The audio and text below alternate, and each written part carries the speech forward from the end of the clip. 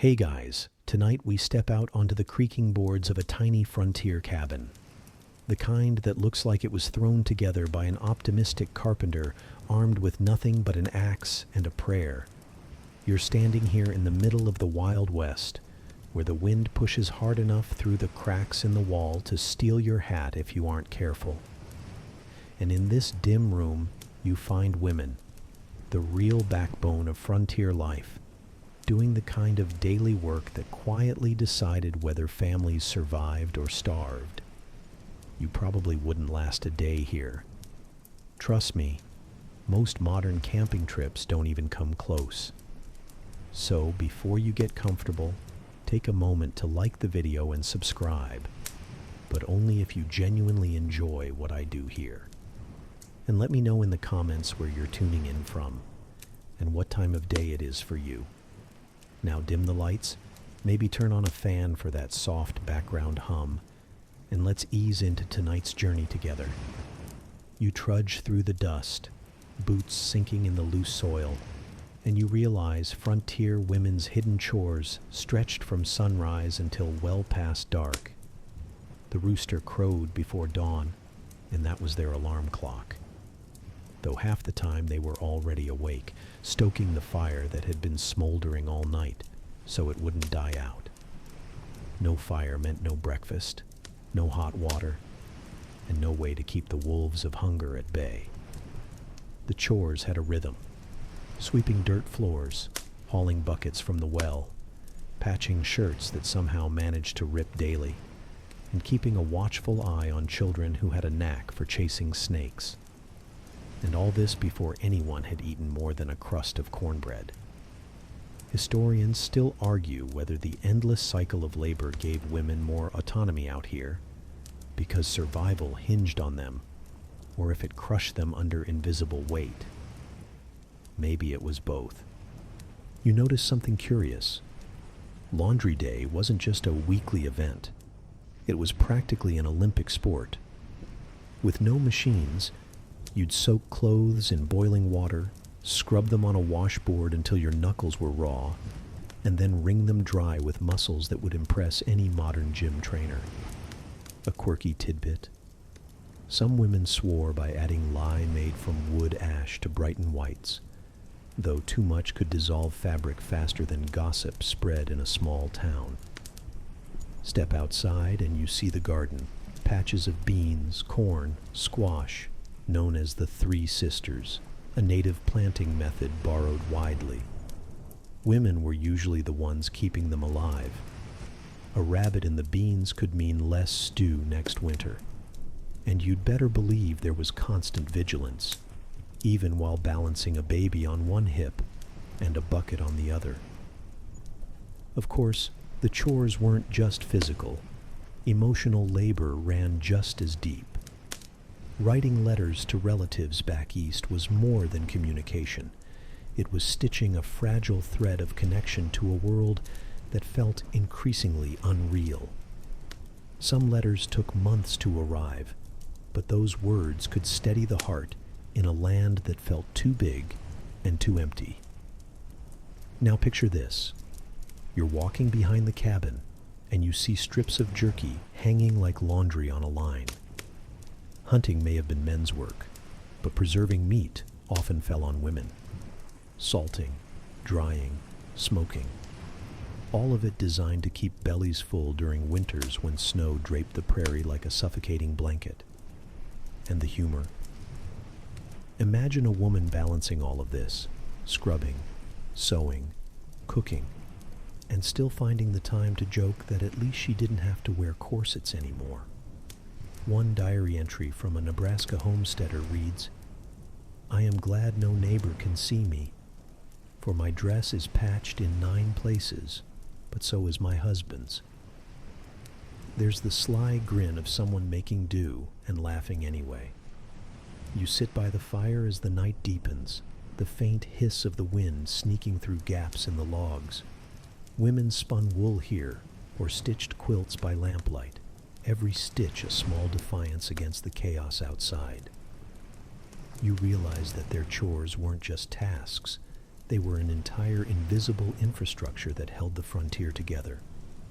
Without them, the West wouldn't have been tamed, not even a little. And that's the secret. Survival here wasn't about shootouts or gold rushes. It was about the women who kept the stew pot bubbling, the children shod, and the cabin standing when storms rattled the prairie. You step outside again, the air sharp with dust and the faint smell of animals, and you notice the medicine chest tucked against the cabin wall. Only, it isn't the kind of polished wooden cabinet you'd expect in a town doctor's office. It's more like a patched-together box of odds and ends. Roots, dried herbs, little corked bottles of whiskey, maybe a few scraps of cloth that have seen better days. Out on the frontier, women were the first line of defense against illness, and their medical kits were equal parts creativity and desperation. A cough in winter? That could spiral into pneumonia and end a life before the spring thaw. So you, standing there with hands trembling in the lantern light, reach for what you have. Peppermint for stomach aches, willow bark for pain, onion poultices for chest congestion. Historians still argue whether these practices were effective medical science or simply hopeful rituals passed down. What's certain is that women carried the knowledge like secret libraries in their minds.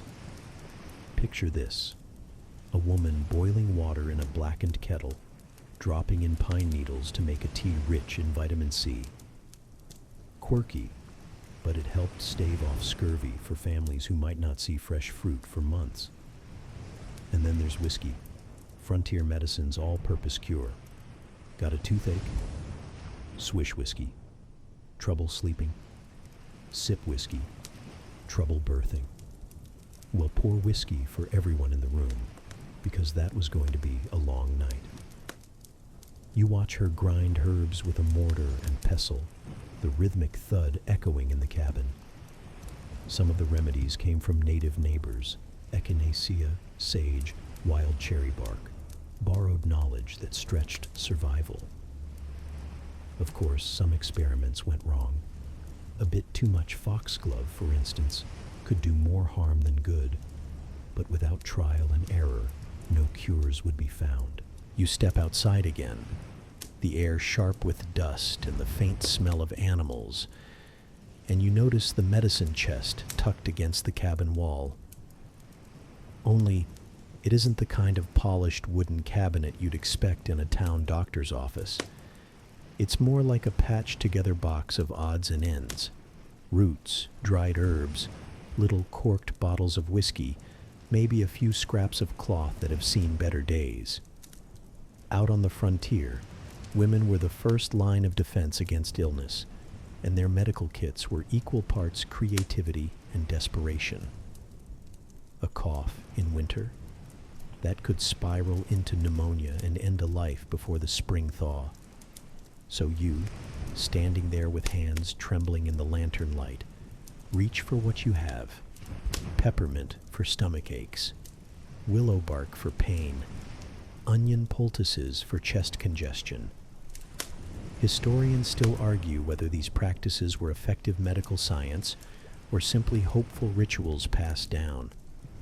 What's certain is that women carried the knowledge like secret libraries in their minds. Picture this: a woman boiling water in a blackened kettle, dropping in pine needles to make a tea rich in vitamin C. Quirky, but it helped stave off scurvy for families who might not see fresh fruit for months. And then there's whiskey, frontier medicine's all-purpose cure. Got a toothache? Swish whiskey. Trouble sleeping? Sip whiskey. Trouble birthing? Well, pour whiskey for everyone in the room, because that was going to be a long night. You watch her grind herbs with a mortar and pestle, the rhythmic thud echoing in the cabin. Some of the remedies came from native neighbors: echinacea, sage, wild cherry bark, borrowed knowledge that stretched survival. Of course, some experiments went wrong. A bit too much foxglove, for instance, could do more harm than good, but without trial and error, no cures would be found. Children were the constant patients. Splinters, fevers, strange rashes from playing in the brush. Mothers checked for snake bites every time a child ran screaming in from the tall grass. And you, yes you, would probably panic at the sight of a rattlesnake in the kitchen. Frontier women. They grabbed a shovel, whacked it, and then used the fat to make a balm for aching joints. That's the frontier version of waste not. There were also folk charms tucked alongside the practical cures. A red string tied around a baby's wrist to ward off measles. A silver coin sewn into a hem to protect from fevers. You smirk, but remember, modern medicine wasn't marching through the prairie anytime soon. Faith and superstition filled the gaps. Imagine a night when the lantern burns low, a child wheezing with croup. The mother sits up, rocking, steam rising from a kettle, whispering half-remembered prayers. Did the vapor work? Sometimes. Did the prayer help? Maybe even more. Historians still argue whether belief alone could tilt outcomes. Out here, the line between science and spirit blurred until it didn't matter. And sometimes, humor crept in even here.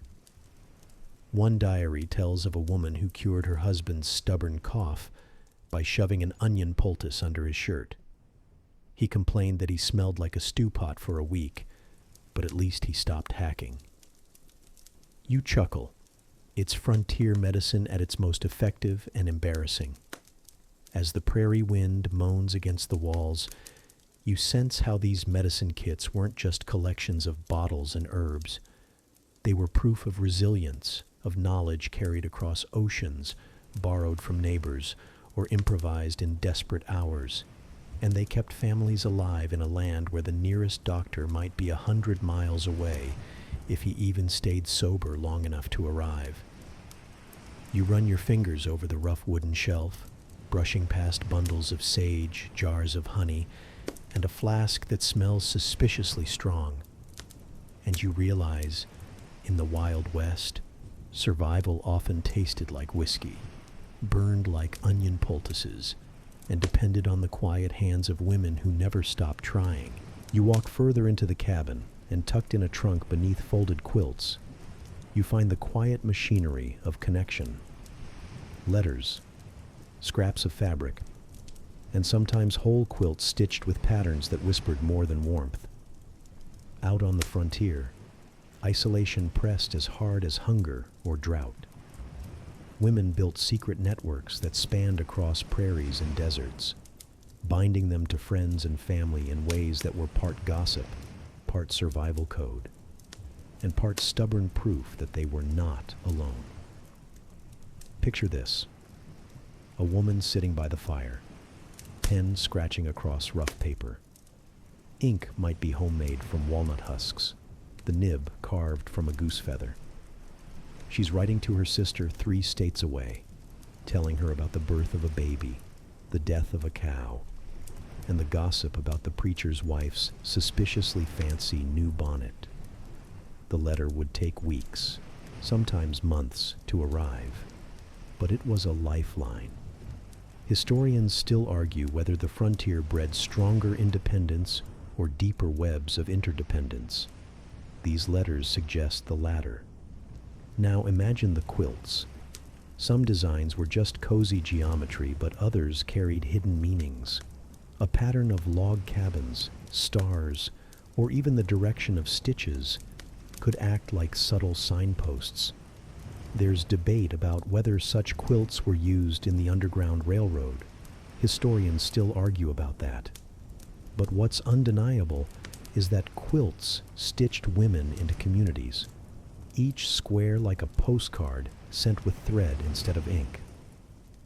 You run your hand over 9 patch blocks, each square cut from scraps of old dresses, flour sacks, or even men's worn shirts. Every piece a memory, every stitch a tether. When words failed, fabric spoke. And sometimes, fabric lasted longer than paper in the damp corners of a log cabin.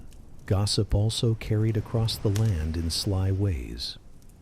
At church picnics or barn dances, women traded not only recipes but warnings about weather, about neighbors, about which doctor was more likely to bleed you dry of money than cure your fever. A quirky tidbit? Some women stitched signature quilts that collected the names of dozens of friends, then sent the quilt as a kind of soft, portable autograph book. It was like Facebook, only warmer and far less judgmental. Letters often carried humor, too. One homesteader wrote to her cousin that she was surviving just fine on a steady diet of cornbread and mosquito bites. Another woman teased her brother for complaining about eastern winters. Try milking cows in a blizzard when the pail freezes to your hand. You can almost hear her chuckle as she folded the letter. Sometimes networks formed in coded ways. Women swapped recipes that doubled as small secrets. A dash of nutmeg here, a hint of news there. Quilts hung on a line might signal that visitors were welcome, or not. And in towns, women formed sewing circles or church groups that were half charity, half whispering club. You probably wouldn't last a minute in those circles without having your secrets politely dissected over a plate of molasses cookies. You realize these networks weren't just about comfort. They were about survival strategy. Sharing when the next wagon train might arrive, who had extra seed corn, which midwife was traveling through. Without those links, families could vanish into the silence of the plains, and no one would know until spring thaw revealed empty cabins. You sit back in the chair, quilt draped over your knees, and you feel the weight of all that hidden communication.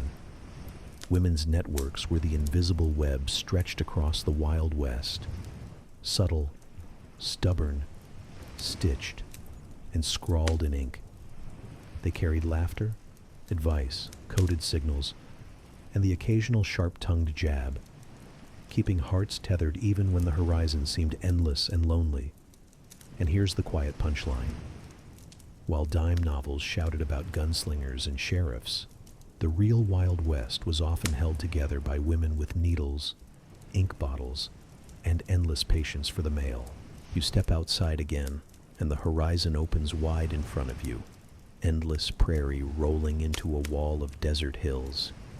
The air is so still it almost hums, and you feel that peculiar solitude frontier women carried like a second skin. Men might ride off on cattle drives, hunting trips, or endless business with neighboring towns, leaving women behind to guard lonely homesteads.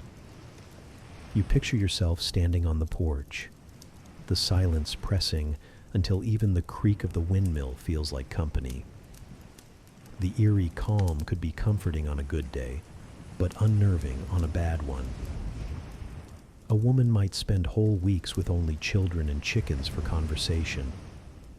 Diaries describe women talking out loud to themselves, or even to the stove, just to keep the sound of human voices in the room. Historians still argue whether such solitude gave women unique strength or slowly chipped at their sanity. Perhaps it did both. You walk around the cabin, hearing the crunch of dry earth under your boots. The solitude meant constant vigilance. With no men nearby, women learned to shoot rifles, not just to scare off coyotes, but to defend the home from the occasional drifter. One quirky tidbit: some women named their rifles Old Bessie, Reliable, or one Nebraska widow's favorite, simply Justice. It's half joke, half deadly serious, because that rifle often stood between survival and disaster. Solitude also stretched into the nights, when coyotes howled and the prairie grass rustled with things unseen. Imagine tucking your children into bed, then sitting awake with a lantern, listening for hoofbeats that might mean a friend or a stranger. You wouldn't sleep easy. not with that much riding on your shoulders. And yet some women describe the solitude as liberating. Free from constant social scrutiny, they dressed as they pleased, worked the land, and made decisions without waiting for anyone's approval. No corsets, no chaperones, no meddling neighbors. Just the vast sky overhead and the steady rhythm of chores. You smile at the thought. The desert might have been empty, but it was also an escape from the rigid rules of towns back east. Sometimes solitude birthed creativity. Women carved poetry into barn walls, wove intricate patterns into baskets, or kept journals so detailed that modern historians lean on them like lifelines. One diary entry reads, "I have not seen another woman in 62 days, but I have stitched 6 shirts, and they all look exactly alike, like my days." There's humor tucked in there, but also a quiet ache. Neighbors, when they appeared, were greeted with near desperation. A single knock on the door could send a woman rushing to bake bread, sweep the floor, and haul out her best quilt, just for the thrill of a conversation. You can imagine the children gaping wide-eyed at strangers, as if new faces were a miracle delivered by the prairie itself. And when solitude grew too heavy, some women resorted to small rebellions. One story tells of a homesteader who painted her cabin walls bright blue just to break the monotony. Another smuggled in piano keys, building her own crude instrument so she could play at night. Historians still argue whether frontier women preserved sanity through faith, humor, or sheer stubbornness. You suspect it was a cocktail of all three. You stand in that stillness now, the wind rattling dry grass like whispers. Solitude in the frontier wasn't just an absence of people. It was a teacher, carving patience, endurance, and sometimes a sly streak of creativity in women who lived days at a time without hearing another adult voice. And here's the punchline. You think modern quiet quitting feels radical? Out here, quiet survival was the only job description. You find yourself sitting at a rough-hewn table, its surface scarred with knife marks and the faint outlines of spilled ink. Tonight, the cabin is quiet, but outside the stars burn cold and bright. You realize that in these remote places, justice wasn't handed down from a marble courthouse. It was improvised, created on the spot, often by women, especially when the sheriff was 2 days' ride away and the menfolk weren't exactly models of order. Imagine a scuffle breaking out in town, 2 ranch hands brawling over a mule, or neighbors accusing one another of stealing fence posts. When the men kept swinging and the lawman was nowhere to be found, it was often the women who stepped in. One historical account tells of women dragging the offenders by the ears to the town square, forcing apologies while the rest of the community looked on. Quirky? Yes. Effective? Absolutely.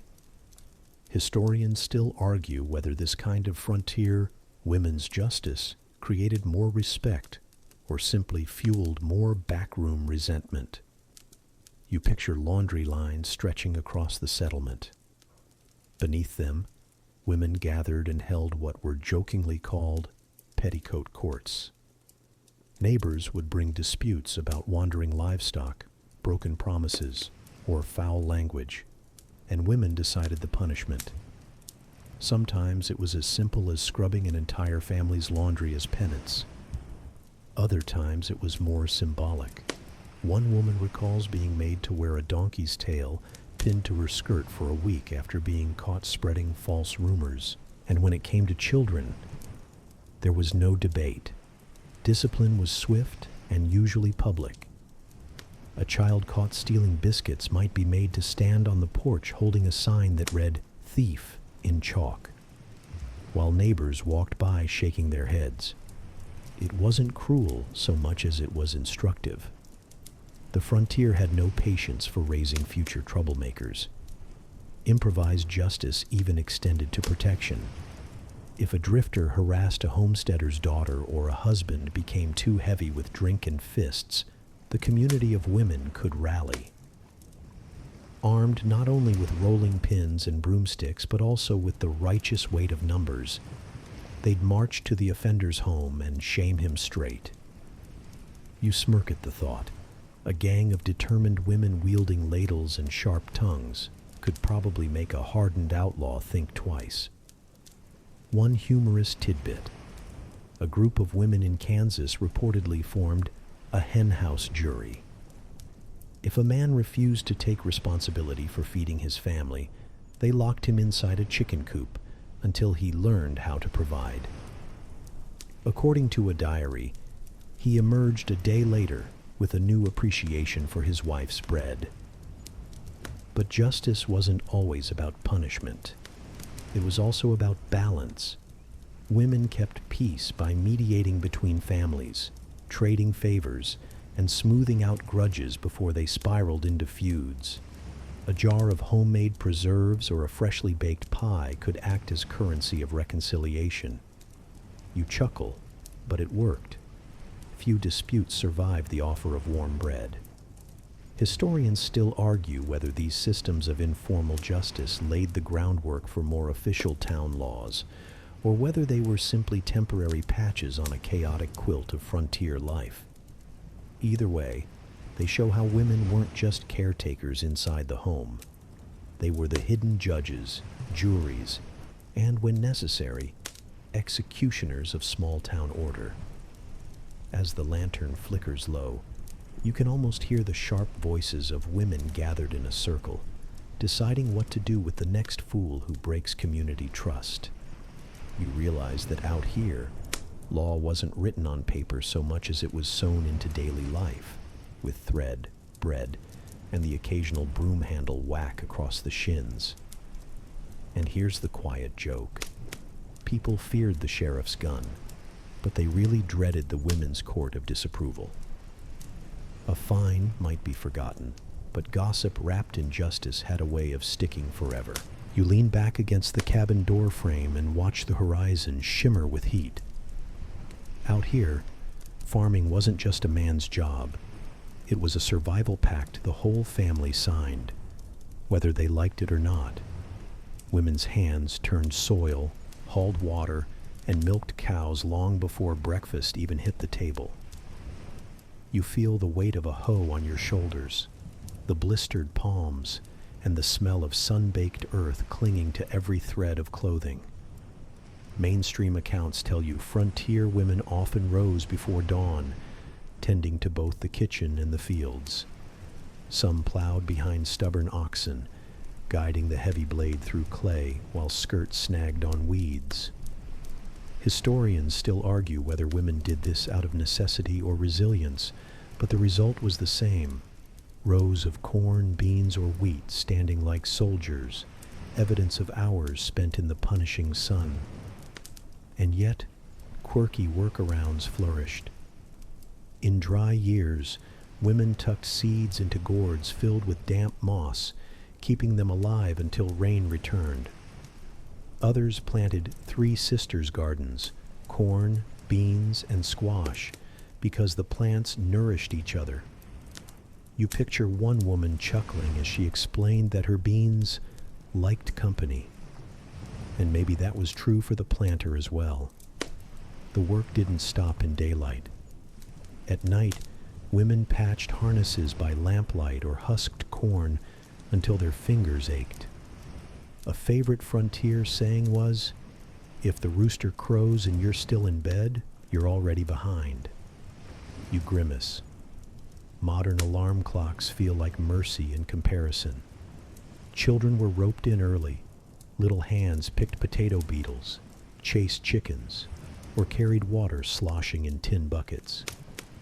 But mothers bore the heaviest share, keeping both the crops and the family upright. And when harvest came, the women didn't just cook the celebratory meal. They threshed, stored, and often guarded the grain from wandering livestock. You hear the squeak of a wooden bucket, water sloshing over as it's hoisted from a well. Some women had to walk miles to fetch water, balancing heavy pails with aching shoulders. To keep spirits up, they sometimes sang work songs, a habit borrowed from diverse neighbors, African American freedwomen, Mexican rancheras, or indigenous communities. That shared rhythm turned grueling chores into something almost bearable. But farming wasn't all drudgery. One diary notes that women sometimes turned plowing into a contest, who could cut the straightest row. Another mentions painting faces with mud while planting, half ritual, half prank to lighten the load. These quirks remind you that laughter wasn't optional, it was survival. The cattle side of life brought its own flavor of exhaustion. Women branded calves, mended fences, and sometimes took over full ranch duties when men went off on drives. There's one tale of a woman riding bareback into a storm to round up stray cattle, her bonnet flapping wildly behind her. When asked later why she risked it, she reportedly shrugged and said, "They don't feed themselves." You can almost hear the sarcasm layered with grit. Historians still argue whether these women saw themselves as farmers, ranchers, or simply survivors. Titles didn't matter. Keeping the family fed did. You imagine yourself squinting against a blazing sky, sweat dripping, and realize the line between women's work and men's work blurred fast when the corn wilted and the cows bawled. The land gave little mercy, but it also gave a sense of fierce pride. Each loaf of bread baked from flour you ground, each jar of beans sealed tight for winter, each cow that calved safely. That was a quiet victory carved into the very earth. And here's your sleepy joke to end the scene. People nowadays argue about farm-to-table dining like it's trendy. For these women, it was more like field to stomach before the kids eat it all. You crouch near a smoky hearth in a drafty log cabin, the kind of place where survival depends on equal parts grit and ingenuity. Tonight, the focus isn't on hunting or riding horses, but on something softer, yet equally crucial: childbirth and the care of infants on the wild frontier. You quickly realize this was an ordeal wrapped in secrecy, superstition, and an alarming lack of hygiene. Imagine sheets boiled in kettles doubling as makeshift birthing cloths, and wooden chairs converted into birthing stools. Midwives weren't always trained. Sometimes they were just the woman down the road who helped once before. The mainstream fact is simple enough. Frontier women gave birth at home almost without exception, assisted by neighbors or family. Hospitals were hundreds of miles away, and male doctors were rarely called unless disaster struck. But then the quirky detail emerges. Women often prepared charms or whispered prayers, believing these rituals would ward off evil spirits that might steal a newborn's breath. A coin pressed into the palm of a laboring woman was thought to ground her to the earth, keeping her soul tethered during the perilous process. You probably won't find that tip in any modern pregnancy guide. Of course, historians still argue whether these charms were sincerely believed or more of a comforting ritual in the face of chaos. It's possible women leaned on both superstition and pragmatism. Picture this: a mother clutching a rabbit's foot while also biting down on a strip of leather to dull the pain. The juxtaposition is as raw as it gets. And then there's infant care. Swaddling was the universal rule. Babies wrapped tight as little burritos, tucked against the mother while she churned butter or hauled water. Cribs? Forget it. More often than not, newborns slept in open drawers, baskets, or right on the floor by the hearth. Historians point out that these arrangements were risky, but practicality trumped ideals. You'd laugh at modern baby monitors compared to the frontier alarm system. A dog lying nearby and a pot of beans simmering close enough to keep the baby warm. The sense of community was strong. Women helped one another during confinement, cooking meals, tending fires, and caring for older children while the new mother recovered. But recovery was relative. Within days, sometimes hours, she was back at the loom, back hauling wood, back living the frontier grind. One journal notes a woman giving birth at dawn and milking cows by dusk. That's the kind of multitasking you don't brag about on LinkedIn. Midwives, too, carried their own quirky reputations. Some were rumored to be witchy, simply because they knew herbs, like willow bark tea to ease cramps or pennyroyal to stimulate contractions. These remedies sometimes helped, sometimes harmed, but they lingered as a blend of science and folklore. And of course, men stayed out of the way. Fathers often paced outside, chopping wood or tinkering with tools, avoiding the sight of birth as if it were contagious. Still, there's tenderness in this rough story. Imagine a mother rocking her infant beside the firelight, singing lullabies carried from the old country, blending memory and hope into each note.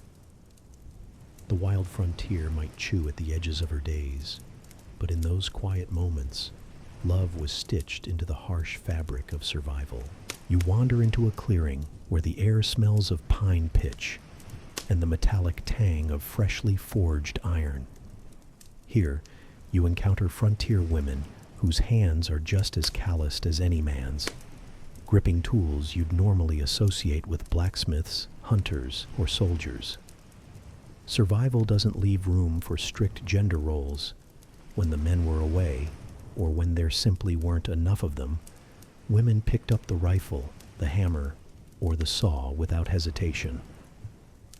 The mainstream fact historians agree on: women of the American frontier often engaged in physical labor indistinguishable from men's. They chopped wood, drove wagons, trapped animals, and even defended homesteads against raids or wild predators.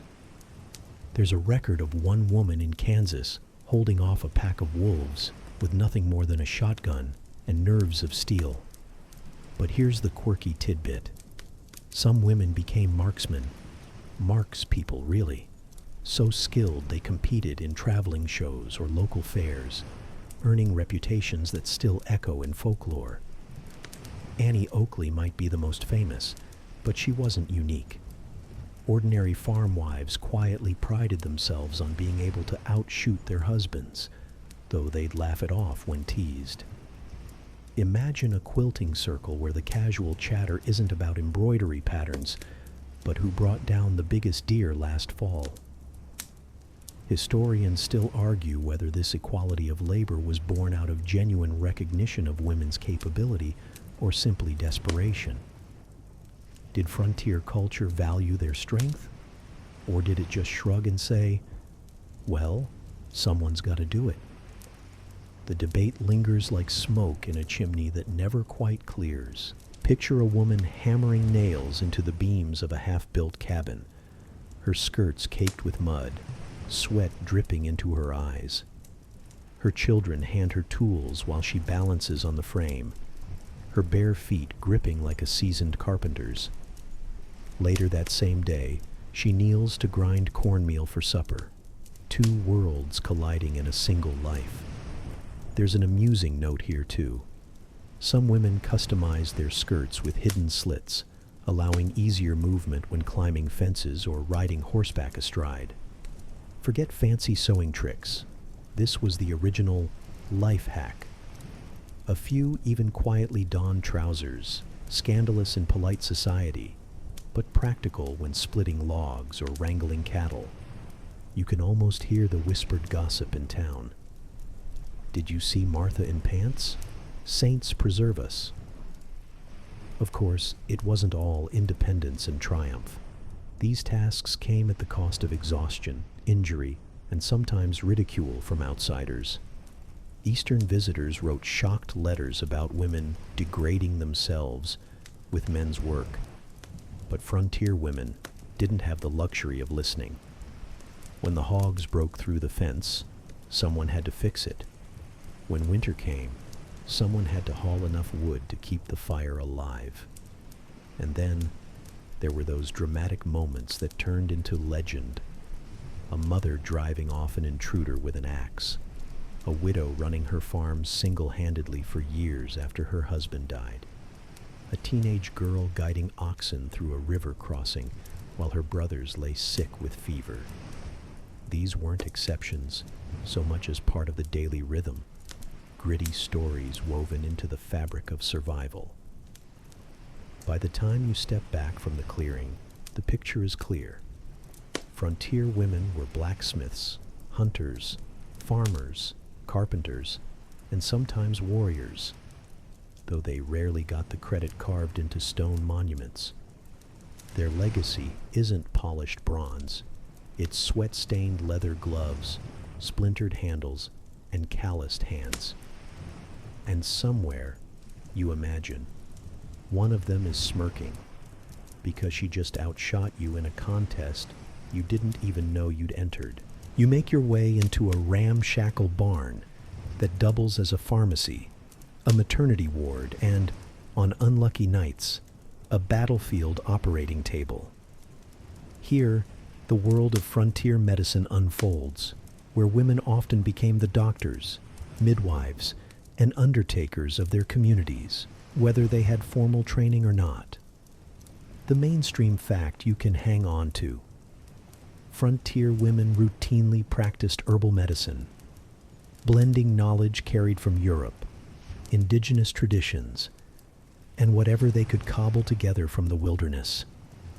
Willow bark tea for fevers, comfrey poultices for broken bones, peppermint oil for stomach cramps. Simple remedies that sometimes worked, sometimes didn't, and always came with a dose of faith. Now the quirky tidbit: to prevent infection during childbirth or surgery, women would sometimes sterilize instruments by plunging them into a fire, then cooling them in whiskey. And yes, the whiskey doubled as both antiseptic and anesthetic. Imagine trying to explain, "No, that's medicinal whiskey," to a skeptical husband who just watched his only bottle vanish into a pot of boiling water. Historians still argue whether women on the frontier were seen as legitimate medical practitioners or tolerated as a last resort. Some argue they commanded deep respect, filling an essential void in remote areas. Others point out that their cures were often dismissed as folk nonsense once professional male doctors arrived in growing towns. The truth, perhaps, lies somewhere in the smoky overlap between necessity and prejudice. Picture a scene: a midwife crouched on a straw mattress, whispering calm instructions to a laboring woman as snow howls outside the cabin walls. The only light comes from a tallow candle, its smoke curling into the rafters. Her hands are steady, her voice firm. Hours later, she emerges into the cold dawn carrying a wailing newborn. And in that instant, she's the most powerful person in the settlement. Of course, not every cure was so comforting. Frontier women also dealt in some frankly eyebrow-raising concoctions: lizard oil rubbed on joints for arthritis, ground up beetles for fevers, or the infamous spider in a walnut shell charm, tied around the neck to ward off illness. You can laugh at it now, but when cholera or dysentery came knocking, you'd have tried anything too. There's a darker thread running through this world. In the absence of reliable contraception, women often relied on dangerous abortifacients: pennyroyal tea, tansy oil, even kerosene mixtures.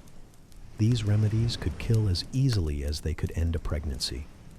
And yet, tucked behind curtains and whispered over washboards, the recipes circulated because silence wasn't an option when lives and livelihoods were on the line.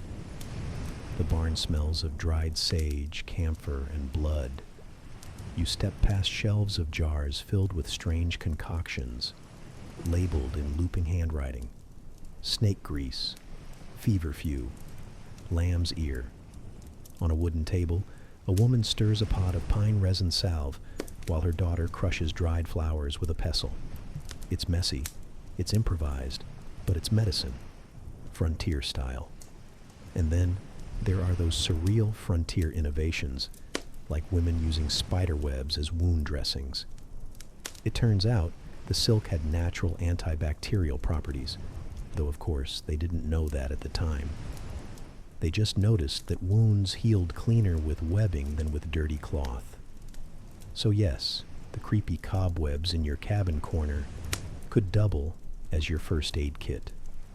As you stand in the barn, you can't help but think, these women were scientists without laboratories, doctors without diplomas, and pharmacists with only the forest as their supplier. Their work saved lives, quietly, constantly, without ceremony. And when it didn't save lives, their presence at least offered dignity and comfort in a world that didn't guarantee either. You step onto a wind-swept trail that winds along a ridge, the prairie stretching endlessly to both horizons.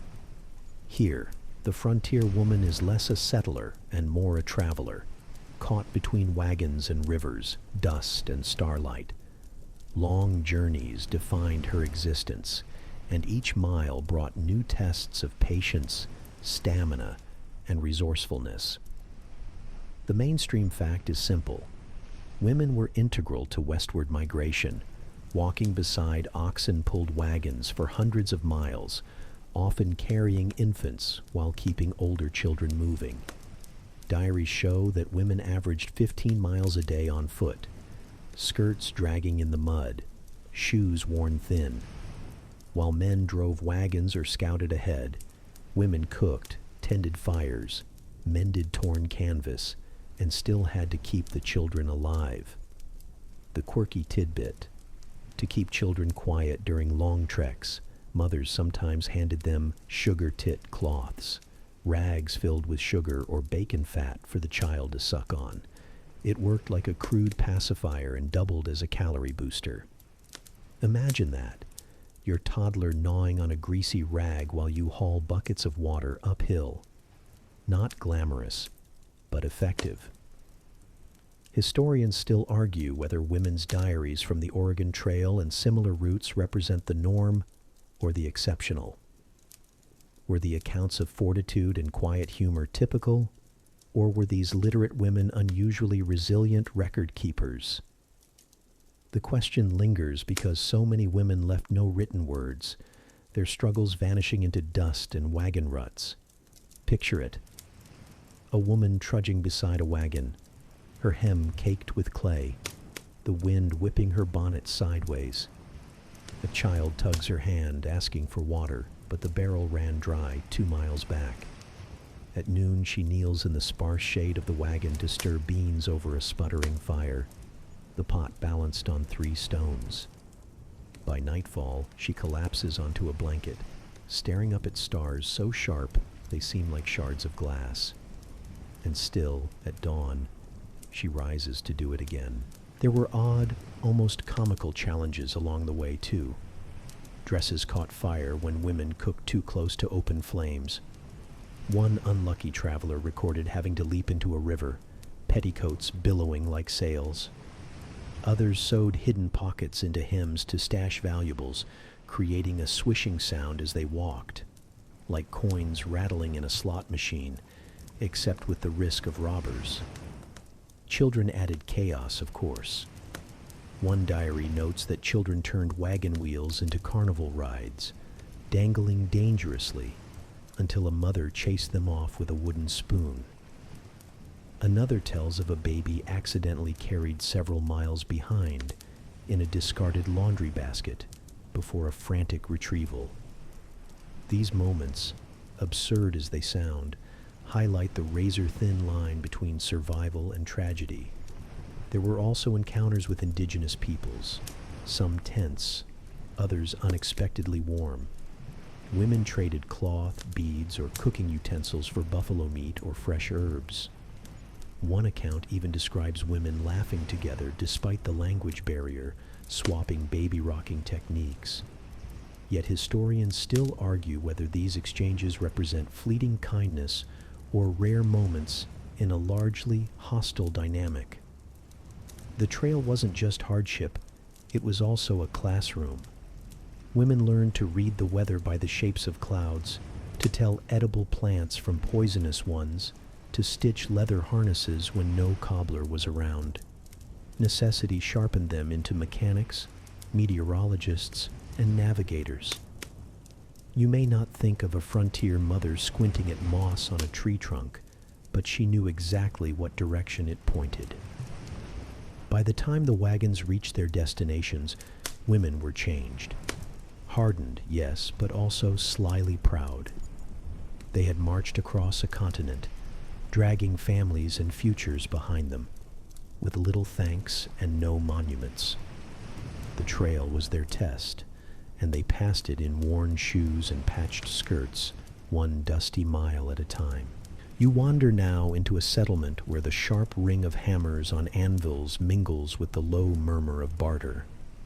Here, women step into roles of trade and quiet power, shopkeepers, innkeepers, and lenders who stitch the fabric of frontier economies while pretending not to control the loom. The mainstream fact. Many frontier towns depended on women to run boarding houses, taverns, laundries, and small shops. These enterprises weren't side hobbies. They often kept entire families afloat and sometimes bankrolled community projects.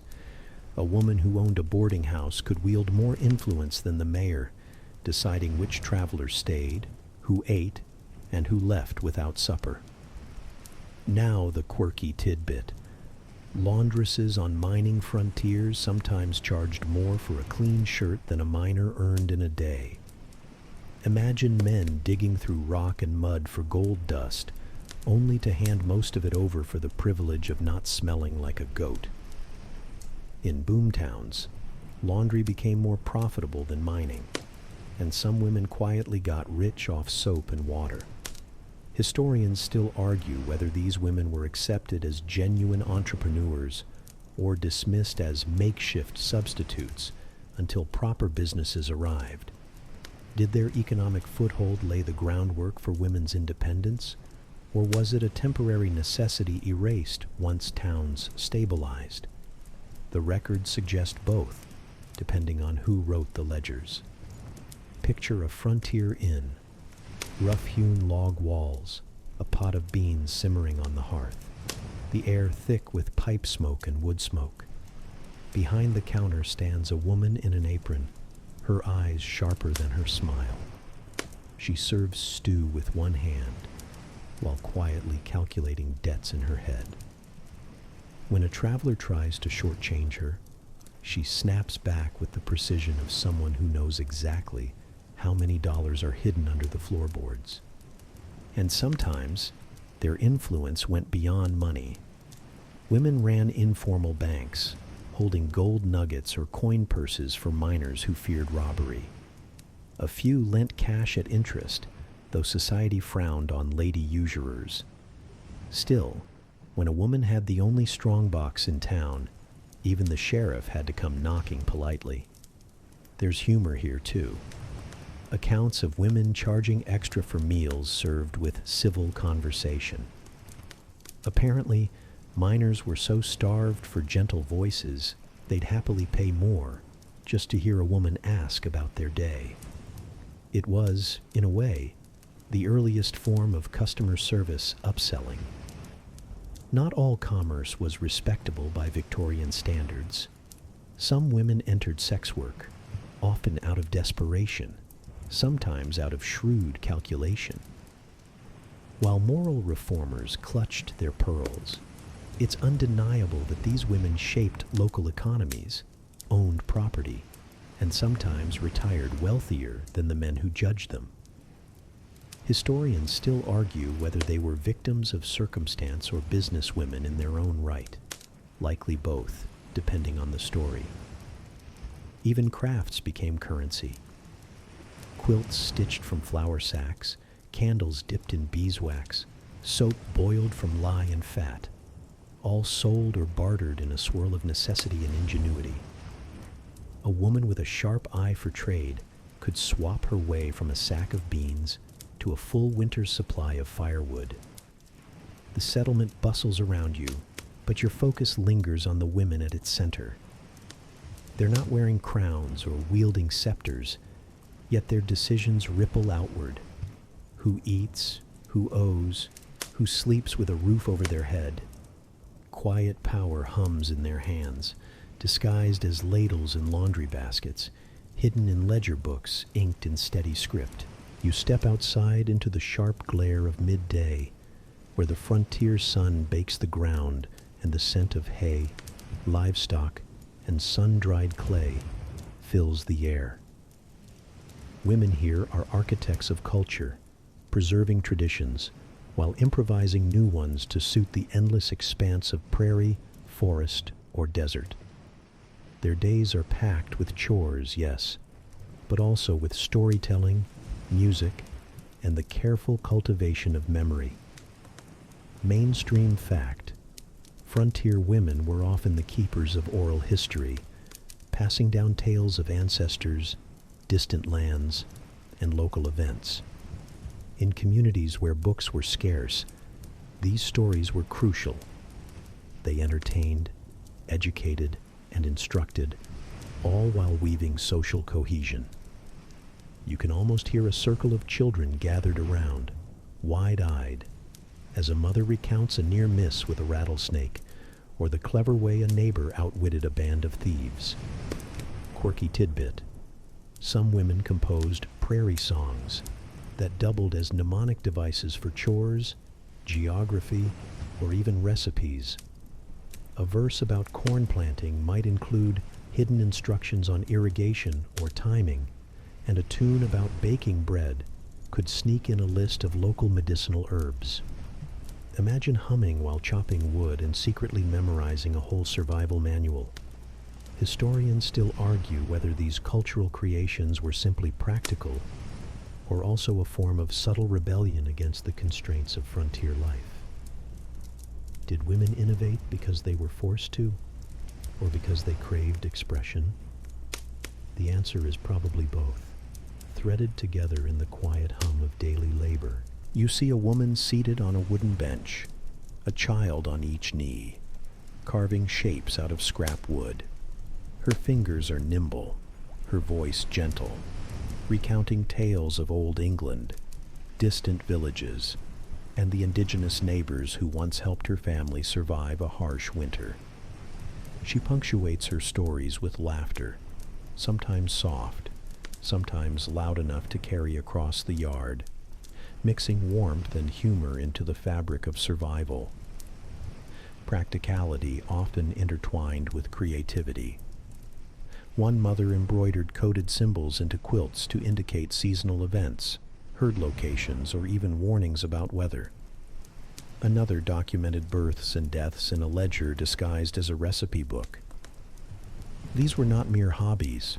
They were essential tools for maintaining memory, lineage, and community in an otherwise precarious existence.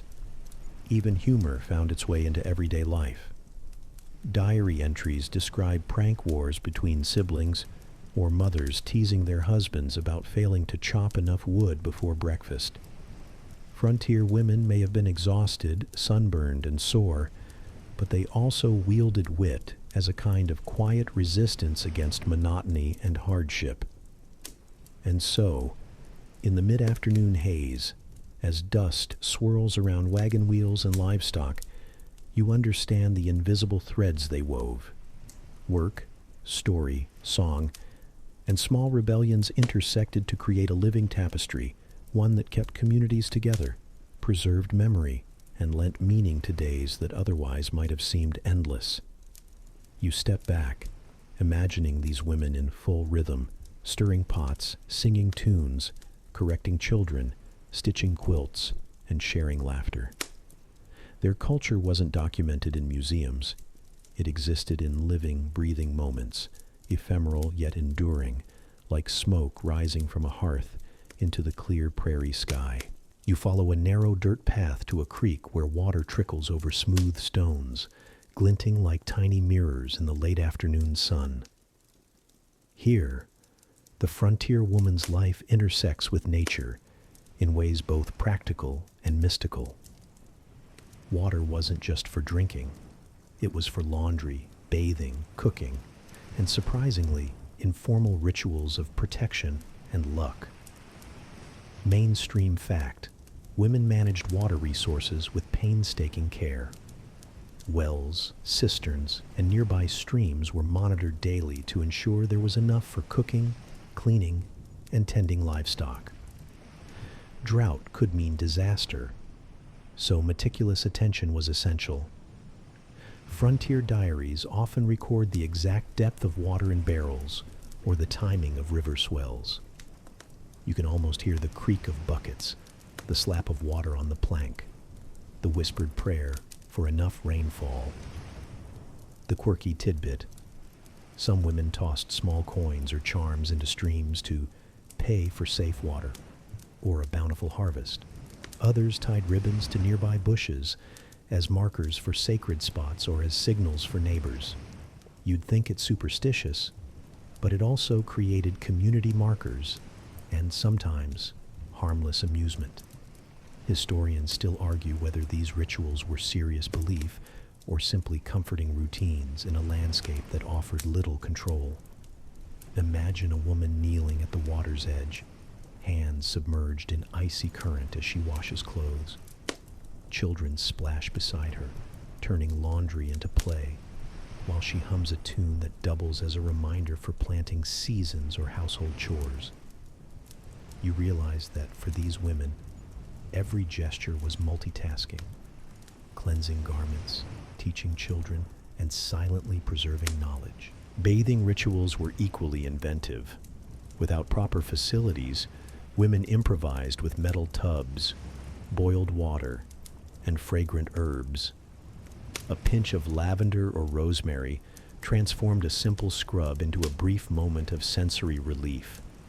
And yes, some frontier women even added a few drops of whiskey to the water, partly for scent, partly for antiseptic properties.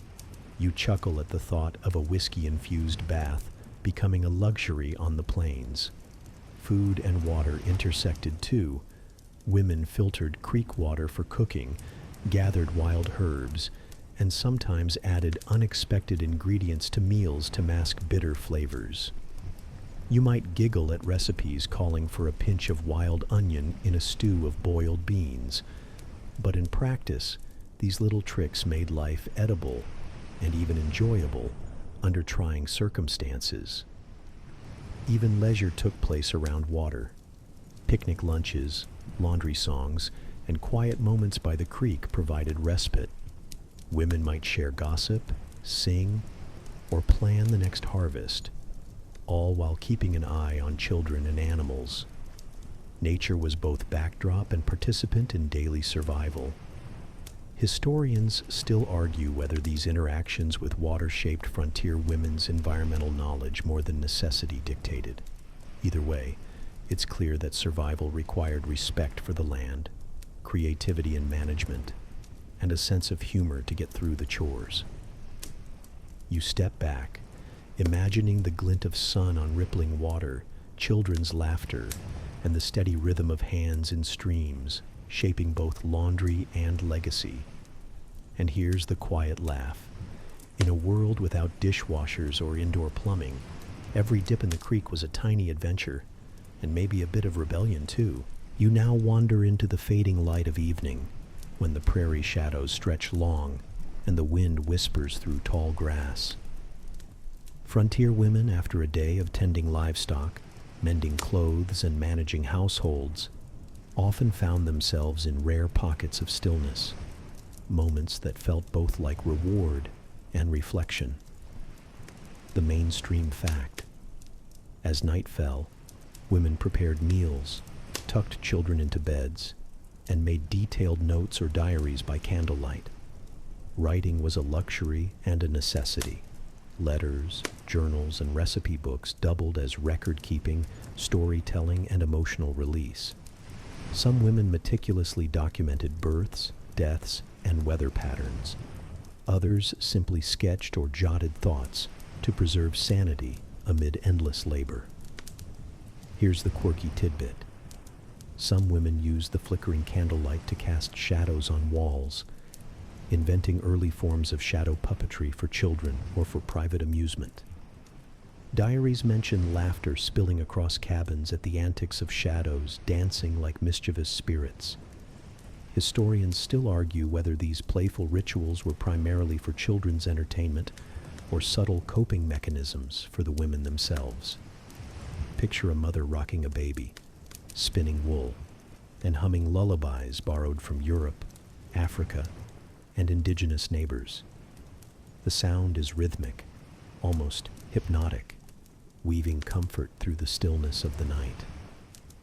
She pauses occasionally to scribble a note, then returns to her work, blending storytelling, household management, and tender care seamlessly. Other women practiced subtle nighttime creativity. A stitched quilt, patterned to record family history, might be completed by lamplight. Recipes were adapted to preserve food through harsh winters. Herbs were dried for medicine or flavor, their aromas mingling with smoke from the hearth. Every small act was purposeful, yet often carried a spark of joy or cleverness. Even leisure existed. In rare moments, women wrote letters to distant relatives, carved small trinkets, or quietly experimented with bread or cheese recipes. Some recounted the day's humorous moments: the child who tripped over a bucket, the dog that stole a loaf of bread, the neighbor who misidentified a wild berry. Humor softened the edges of hardship, creating memory anchors for the future. Historians still argue whether frontier life, with its intense labor and isolation, forged resilience, creativity, or both. From what you see, it's clearly both. Women adapted, innovated, and maintained a sense of personal identity in circumstances that demanded near constant compromise. Their ingenuity wasn't flashy. It was quiet, persistent, and often invisible. You stand in the cabin doorway, watching stars emerge in an ink-black sky. The prairie exhales around you. The fire flickers. A child murmurs in sleep, and the wind hums softly. This is the rhythm of frontier life, unrelenting yet filled with small victories, humor, and subtle triumphs. And here's the final gentle observation. While history often highlights gunslingers, lawmen, and politicians, it was women, armed with quilts, letters, laughter, and stubborn determination, who truly stitched the frontier together. You realize, as night deepens, that their quiet courage is woven into every shadow, every ripple of the grass, every whispered lullaby across the plains. The day fades completely now, leaving only the soft hum of wind through prairie grasses. You sink into a chair, quilt draped over your knees, and feel the warmth of lamps and hearths lingering in the air. Everything seems slower here, quieter, and yet full of life. The rhythm of hands at work, the hush of a child's breath, the distant lowing of cattle settling for night. Frontier women, you remember, lived in extremes: blistering days and frozen nights, isolation and unexpected connection, constant labor and rare laughter. They stitched not only quilts, but communities. They carved routines from chaos, composed songs from hardship, and found humor when the world seemed relentlessly serious. Their lives were practical and poetic, mundane and miraculous. As you drift further into the hush of evening, imagine their hands guiding thread through fabric, stirring a pot, soothing a baby, writing a note that would cross a vast plain. Every motion, every choice was part of a delicate balance, a quiet act of resilience and care. The sky deepens into indigo. The stars blink like distant candles, and the wind whispers soft encouragement through the grass. You let the weight of their ingenuity settle around you, a gentle reminder that courage often appears in small, patient gestures rather than grand, heroic acts. Laughter, a neatly folded quilt, a preserved jar of food, these were their victories, simple yet profound. Now take a slow, deep breath. Feel the hum of the fan or the night air around you. Let the stories of resilience, humor, and quiet brilliance weave into your thoughts, easing the day from your mind. Remember the women who carried not just families and chores, but wisdom, creativity, and unspoken courage, quietly shaping the world one act at a time. And with that, let your own eyelids grow heavy, your muscles release, and your mind settle into a soft, rhythmic calm. Tonight, the frontier stretches beyond time and space, and you are gently carried into sleep, cradled by the echoes of those patient, remarkable lives.